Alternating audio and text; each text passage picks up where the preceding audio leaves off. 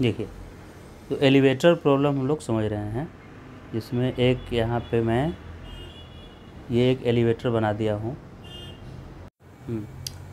तो एक weighing machine यहाँ पे रखा हुआ रहेगा, जिसमें ये इंडिकेट करेगा, ये डिजिटल मशीन मान लीजिए है, या इस पे एक ऐसे इंडिकेटर लगा हुआ है जो रीडिंग देता है कि कितना किलोग्राम मेरे ऊपर है। तो ये मशीन क्या रीडिंग देगा, तो इसके ऊपर कोई मैन अगर खड़ा है, ऐसे खड़ा है इसके ऊपर, तो ये वेइंग मशीन इसका अभी ये रेस्ट पे है, लिफ्ट, फर्स्ट केस में लिफ्ट है, रेस्ट। तो इस मैन का फ्री बॉडी डायग्राम बनाएंगे, इस मैन पे नीचे की तरफ डाउनवर्ड डायरेक्शन में एक फोर्स एक्ट किया, mg, सही है। इस मैन पे नीचे की तरफ फोर्स क्या लग गया, mg कौन लगाता है फोर्स, अर्थ, ग्रेविटेशनल फोर्स है ये, मतलब अर्थ यहाँ पे दूर से ही किसी बॉडी को अट्रैक्ट करता है mg फोर्स, इसको नॉन कॉन्टैक्ट फोर्स बोलते हैं। फिर इस मैन के ऊपर ये जो वेइंग मशीन है ना, जिस पे खड़ा है, वो भी ऊपर की तरफ फोर्स लगा रहा होगा, जिसको नॉर्मल रिएक्शन फोर्स बोलते हैं, राइट। अब इस मैन को देखने से मुझे क्या दिख रहा है, ये रेस्ट पे दिख रहा है, रेस्ट पे रुका हुआ। तो जो ऑब्जेक्ट रेस्ट पे दिखेगा मुझे, उसके लिए मैं इक्वेशन लिखूँगा नेट फोर्स बराबर 0, और जो चलता हुआ दिखेगा उसके लिए लिखूँगा नेट फोर्स बराबर मास इंटू एक्सेलरेशन। 2 ही इक्वेशन होता है। तो इसके लिए इक्वेशन क्या क्या बनेगा, n ऊपर की तरफ लगा और mg नीचे की तरफ लगा, और कोई फोर्स है क्या, फ्री बॉडी डायग्राम में नहीं है, इस पर और कोई भी फोर्स नहीं लग रहा है, तो ये नेट फोर्स हो गया। मुझे लिखना होता है फोर्स बराबर मास इंटू एक्सेलरेशन। तो इस पर जो भी फोर्स लग रहा था मैं लेफ़्ट साइड में लिख दिया, और राइट साइड में इसका मास तो है लेकिन इसका एक्सेलरेशन नहीं है, रेस्ट में है, तो ये 0 हो जाएगा। तो इससे n बराबर क्या आ गया, mg। अब इस एग्ज़ाम्पल के लिए यहाँ पे मैं इसका 50 किलोग्राम मास ले रहा हूँ, तो यहाँ पे नॉर्मल रिएक्शन का वैल्यू आ जाएगा 50 इंटू जी का वैल्यू 10 ले लेते हैं, तो नॉर्मल रिएक्शन का वैल्यू कितना हो गया, 500 न्यूटन। अभी ये राइट साइड में जो n लिखा हुआ है वो न्यूटन के लिए लिखा हुआ है, ये n नॉर्मल रिएक्शन के लिए नहीं लिखा हुआ है।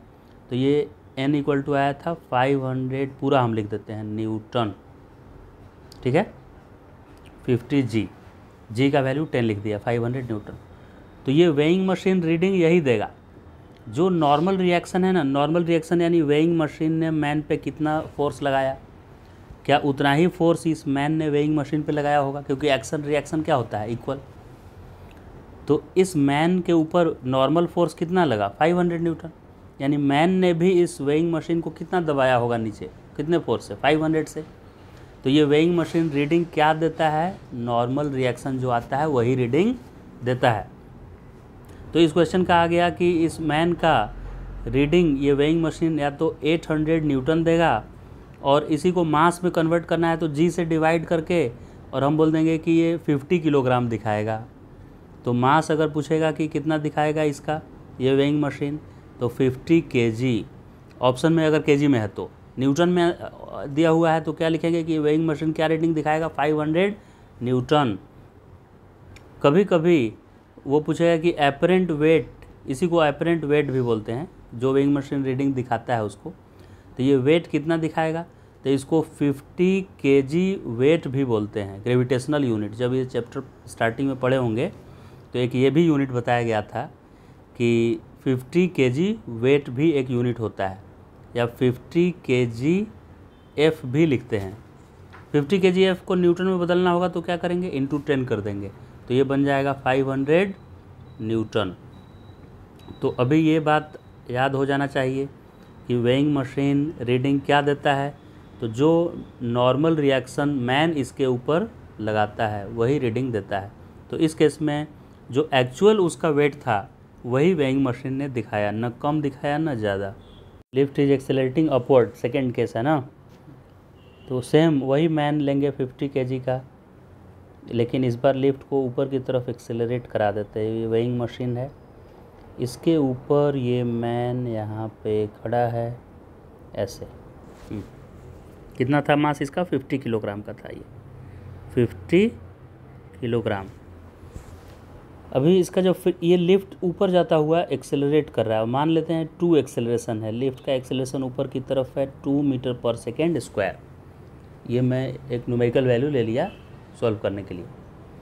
तो अभी इस मैन का फ्री बॉडी डायग्राम बनाएंगे, तो इस मैन पे क्या क्या फोर्स लग रहा है आइए देखते हैं क्या क्या फोर्स लग रहा है।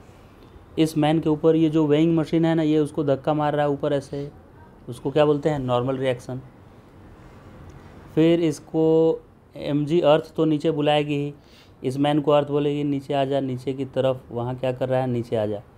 कितने फोर्स से अर्थ बुलाती है किसी को? mg फोर्स से। इसका m है 50 और g कितना है? 10, तो 500 न्यूटन से फोर्स नीचे बुला रही है इसको, और ये वेइंग मशीन उसको नीचे आने नहीं दे रहा है। तो अभी इसके लिए इक्वेशन अब लिखते हैं, और कोई फोर्स इस पर नहीं है, 2 ही फोर्स है, राइट? सिर्फ 2 फोर्स है, तीसरा कोई फोर्स है क्या? तो अभी याद करेंगे, वो न्यूटन लॉ लिखने वाले हैं हम। न्यूटन लॉ क्या बोलता है कि आप किसी बॉडी पे नेट फोर्स लिख दीजिए, और नेट फोर्स इक्वल टू क्या लिखना होता है? मास कितना है और एक्सेलरेशन। तो इस पे नेट फोर्स क्या है? n ऊपर की तरफ, ऊपर वाले को मुझे प्लस लिखना है और नीचे वाले को माइनस, n अपवर्ड। mg नीचे दिख रहा है मुझे, तो नीचे की तरफ मैं लिख दिया 500। और कोई फोर्स है क्या? नहीं। ऊपर वाले प्लस, नीचे वाला माइनस में लिख दिया। मास इस बॉडी का कितना है? 50। और ये बॉडी रुका हुआ तो नहीं दिख रहा है मुझे, ये लिफ्ट ऊपर 2 से एक्सेलरेट कर रहा है, तो मैन भी तो लिफ्ट में बैठा हुआ है, ये भी मुझे ऊपर जाता हुआ दिखेगा 2 से, तो मैं इसका एक्सेलरेशन क्या लिख दूंगा? 2 यहाँ पे। तो नॉर्मल रिएक्शन -500 इक्वल टू आया 50 इंटू 200, तो नॉर्मल रिएक्शन का वैल्यू ये 500 उधर ऐड होके 600 हो गया, तो ये 600 दिखाएगा। और इसी को मास के टर्म में लिखूं तो 60 kg मास दिखाएगा, एपरेंट मास इसको कह दीजिए। तो इस केस में आदमी तो 50 kg का था, लेकिन ये लिफ्ट उसको 60 kg दिखाने लगेगा, क्योंकि ये जब लिफ्ट ऊपर चल रहा है तो ज़्यादा इसको दबा दे रहा है ये, क्योंकि नॉर्मल रिएक्शन का ही वैल्यू 60 kg वेट आ गया। तो ये वेइंग मशीन को क्या पता है कि लिफ्ट क्या कर रहा है? ये नॉन लिविंग है ना, इसको जितना फोर्स मैन लगाएगा इस पर वो रीडिंग दिखा देगा। तो यहाँ नॉर्मल की वैल्यू 60 kg वेट के बराबर आ गई, तो ये वेइंग मशीन सोचेगा कि मैन मुझे 60 से दबाया हुआ है, तो एपरेंट वेट 60 kg वेट आ जाएगा। तो एपरेंट वेट अगर पूछेगा तो या तो ऑप्शन में 60 kg वेट लिखा रहेगा, या 60 kg रहेगा, या 600 न्यूटन रहेगा, तीनों ही ऑप्शन में से कोई भी रह सकता है। तो 50 kg वाला पर्सन 60 kg का दिखेगा, चेक कीजिएगा। तो इस बार ये रिटार्ड कर रहा है ना, इसका मतलब होता है कि अगर कोई चीज़ ऊपर की तरफ मूव कर रहा है, ऐसे एरो जिधर दिया उधर मूव कर रहा है, और बोल रहा है कि उसमें रिटार्डिंग अपवर्ड है, मतलब ऊपर जाते हुए स्लो हो रहा है। रिटार्ड करना माने स्लो, तो स्लो कब होगा? जब ऑब्जेक्ट जिधर मूव कर रहा है उसके उल्टा फोर्स लगेगा, यानी इस लिफ्ट को कोई नीचे की तरफ फोर्स लग रहा होगा, तो इसको क्या -2 लिखा जाएगा। एक्सेलरेशन को माइनस लिखा जाता है, रिटार्डेशन में एक्सेलरेशन को क्या लिखते हैं? माइनस। ये माइनस क्या सोचकर हम लिखे? क्योंकि इसमें रिटार्डेशन इसने बोला है, तो लिफ्ट ऊपर जा रहा होगा, तो इसको पकड़कर कोई नीचे खींच रहा होगा, तो फोर्स नीचे तो एक्सेलरेशन भी नीचे, तो डाउनवर्ड को क्या मुझे हमेशा माइनस लिखना होता है, तो जो भी डाउनवर्ड होगा उसको माइनस लिखा जाएगा। लिफ्ट चूँकि ऊपर चल रहा है और इसमें रिटार्डेशन हो रहा है, इसलिए फोर्स किधर लग रहा होगा? डाउनवर्ड, और एक्सेलरेशन भी क्या प्रोड्यूस होगा? डाउनवर्ड। अब इसमें न्यूटन लॉ अप्लाई करते हैं। नेट फोर्स के नाम पर n लग रहा है ऊपर की तरफ, ऊपर को प्लस, नीचे लग रहा है mg ग्रेविटी की वजह से, डाउनवर्ड इसलिए माइनस मैंने लिखा, नेट फोर्स हो गया। नेट फोर्स बराबर होता है मास इंटू एक्सेलरेशन। मास तो इसका m है, सही है, लेकिन एक्सेलरेशन 2 नहीं, -2 है एक्सेलरेशन। सबको साइन के साथ लिखना है, सबको साइन के साथ, जो भी वेक्टर है उसको साइन के साथ। तो n इक्वल टू ये उधर जाके -2m, और mg राइट साइड में जाके हो गया +mg। सब वैल्यू सब्स्टिट्यूट कर देते हैं, -2 50 +50, g का वैल्यू 10, तो ये आ गया -100 + 500 इक्वल टू +400 न्यूटन, ये रीडिंग दिखाएगा। या 40 kg वेट दिखाएगा या अपरेंट मास 40 kg होगा। 50 kg का मैन 40 kg का अपीयर होगा। इस बार केस है कि लिफ्ट इज एक्सेलरेटिंग डाउनवर्ड। तो ये लिफ्ट चल तो नीचे रहा है और एक्सेलरेट कर रहा है। तो एक्सेलरेट कर रहा है यानी फोर्स भी नीचे लगा रहा होगा। जिधर कोई चीज़ चलता है इसकी कुछ वेलोसिटी होगी, नीचे चल रहा है तो और उसका लिखा हुआ है कि एक्सेलरेट कर रहा है डाउनवर्ड, तो फोर्स भी डाउनवर्ड लग रहा होगा इस पर रिजल्टेंट। तो फोर्स नीचे लग रहा है तो इस एक्सेलरेशन को माइनस यहाँ लिखेंगे। अब माइनस मैंने क्यों लिखा है, जिधर नेट फोर्स लगता है उसके अकॉर्डिंग साइन होता है। तो डाउनवर्ड ये मूव कर रहा है, फोर्स नीचे तो एक्सेलरेशन भी -2 हो गया, क्योंकि डाउनवर्ड को हमेशा मुझे माइनस लेना है। अब इस पर क्या क्या फोर्स लग रहा है, इसको अर्थ नीचे बुलाई mg फोर्स से। इस पर नॉर्मल रिएक्शन ऊपर की तरफ क्या लग गया, n नॉर्मल रिएक्शन। अभी इसका इक्वेशन देखिए लिखते हैं, n ऊपर की तरफ जो भी ऊपर लगेगा उसको मैं क्या लिखूँगा प्लस, mg नीचे की तरफ माइनस mg डाउनवर्ड डायरेक्शन में। और कोई फोर्स है क्या, नहीं है। तो नेट फोर्स बराबर मास इंटू एक्सेलरेशन, मास m और इसका एक्सेलरेशन है -2, तो मैं लिख दिया -2। अब n ही मुझे निकालना है, n कितना आता है। तो n बराबर इसका आया, ये mg उधर जाके क्या प्लस हो जाएगा, ये mg इधर जाके क्या हो जाएगा प्लस। तो mg और ये -2 इंटू m, 2m। अब वैल्यू वापस कर दीजिए, m था कितना 50, g होता है 10 -2, मास का वैल्यू कितना था 50, तो ये कितना आ गया 500 माइनस 100 इक्वल टू 400 आया। तो ये जितना नॉर्मल आता है उतना ही वेइंग मशीन रीडिंग दिखाता है। तो ये 400 न्यूटन या 40 kg वेट ऐसा ये रीडिंग देगा। ठीक है, तो ये याद नहीं रखना कि तो इस केस है लिफ्ट इज रिटार्डिंग डाउनवर्ड। तो डाउनवर्ड तो चल रहा है, ठीक है, इसकी कुछ वेलोसिटी है नीचे आने की, लेकिन रिटार्ड कर रहा है। तो नीचे चलते हुए ऑब्जेक्ट को रिटार्ड करना है तो ऊपर लगाना पड़ेगा फोर्स। तो ये एक्सेलरेशन का डायरेक्शन ऊपर की तरफ है और ऊपर की तरफ को प्लस लिखते हैं, क्योंकि ये साफ साफ लिखा है कि रिटार्डेशन हमको लाना है इसमें, और वो भी डाउनवर्ड मूविंग लिफ्ट पे। तो मूव तो नीचे कर रहा है और रिटार्डेशन लाना है, यानी कि इस पर एक्सेलरेशन इधर की तरफ लगेगा। और अपवर्ड को हम हमेशा प्लस लिखते हैं, इसलिए +2 मैंने लिख दिया। अब इस पर इक्वेशन में लिखूँगा नॉर्मल, चूँकि ऊपर है इसलिए अपवर्ड को प्लस, नीचे डाउनवर्ड इसलिए माइनस, और नेट फोर्स बराबर मास इंटू एक्सेलरेशन, मास है m और एक्सेलरेशन है 2 और वो भी +2 है, इसलिए +2 मैंने लिखा है। तो इस तरह से n = ये इधर चला जाएगा राइट में, mg + m × 2 हो जाएगा।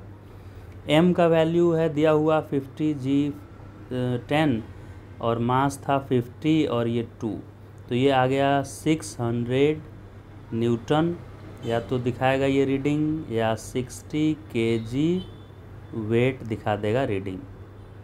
ये नोट करूँ मैं। अभी ये लिफ्ट नीचे तो आ रहा था, एलिवेटर है, लिफ्ट नीचे आ रहा है, बिल्कुल सही। आप कोई 10th फ्लोर पे या 20th फ्लोर पे हैं और नीचे जा रहे हैं, लेकिन नीचे जाते हुए अगर लिफ्ट का केबल टूट गया, मतलब लिफ्ट जो ऊपर ऐसे था ये ब्रेक कर गया यहाँ से, तो अब भी ये फ्री फॉल होने लगेगा, तो ये नीचे की तरफ आने लगेगा, नीचे अर्थ इसको बुलाने लगेगी। तो इसका एक्सेलरेशन हो जाएगा डाउनवर्ड डायरेक्शन में g के बराबर, और डाउनवर्ड डायरेक्शन को माइनस बोलते हैं, तो -g इसका एक्सेलरेशन हो गया, इसको बोलते हैं फ्री फॉल।